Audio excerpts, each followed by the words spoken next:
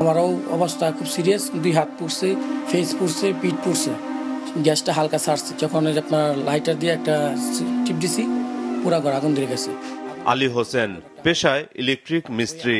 নারায়ণগঞ্জ সদর উপজেলার কাশীপুর ইউনিয়নের খিল মার্কেট এলাকার ভাড়া বাসায় থাকতেন পরিবার সহ। 2023 সালের 16 ডিসেম্বর রাতে কাজ শেষে বাসায় ফেরেন। বাসায় ফিরেই গোসল করা ছিল তার নিয়মিত অভ্যাস। এটি তার কাল হয়ে দাঁড়ায় সে রাতে। আগুন ধরার সাথে সাথে বিকট একটা আওয়াজ হয়। ওই আগুন যখন লেগে যায়, তখন চারিদিকে শুধু আগুনই দেখতেছি।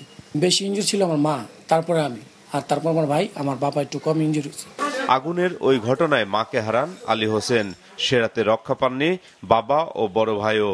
এটা হচ্ছে বাড়িওয়ালার যে সরকারি যে লাইন গ্যাস, ওইটা নিয়েছিল। তো ওনারা কিভাবে নিয়েছে এটা ওনারাই জানে। ওয়াশরুম থেকে গ্যাসের একটা গন্ধ আসতো। 2023 ও 2024-এ নারায়ণগঞ্জে জমে থাকা গ্যাসে আগুনের ঘটনা পাওয়া গেছে 276টি, অর্থাৎ সপ্তাহে গড়ে 2টির বেশি দুর্ঘটনা ঘটে ওই এলাকায়। একই সময়ে সারা দেশে গ্যাস সংক্রান্ত দুর্ঘটনার সংখ্যা 2000-এরও বেশি। হিসেব বলছে যার প্রায় 15% ঘটেছে এই একটি জেলায়। আর এসব দুর্ঘটনার অধিকাংশই হয়েছে তিতাসের পাইপলাইনের লিকেজ থেকে। পাইপটা কোনো সমস্যা হয়েছে, এই কারণে ওই জায়গায় কি গ্যাস জমা হয়েছিল, পরে অটো চুলা ছিল তো, জ্বালানোর সাথে সাথে আগুনটা ধরে গেছে। গ্যাস লিক হতে আস্তে আস্তে বালু দিয়ে ভিতরে গিয়া গ্যাসটা ভিতরে গিয়ে তো জমছে, অত খেয়াল করে নাই, ওইভাবে আপনার ওই সুইচি করছে, স্পার্কে আপনার আগুন লেগে গেছে। সব মশার বিরুদ্ধে সুরক্ষা দিতে এলো বসুন্ধরা এক্সট্রিম অ্যারোসল, মশার বিরুদ্ধে এক্সট্রিম সুরক্ষা। বেশিরভাগ ক্ষেত্রে দেখা যায় যে অবৈধ লাইন যখন আমি নিতে গেছি, সঠিকভাবে কিন্তু এটা মেনটেন্যান্স হয় নাই। এটা এমন একটা পাইপ দিয়ে আমরা নিচ্ছি, এমনভাবে সংযোগ দিচ্ছি, সেখানে দেখা যাচ্ছে লিকেজ থাকতে পারে। তো সব মিলে যদি আমরা যারা জনগণ আছি সবাই যদি আমরা তৎপর থাকি, আমরা যদি সবাই আমাদের মনুষ্যত্ব বোধটা আমরা যদি কাজে লাগাই, আমার মনে হয় এই ধরনের ঘটনা ঘটবে না।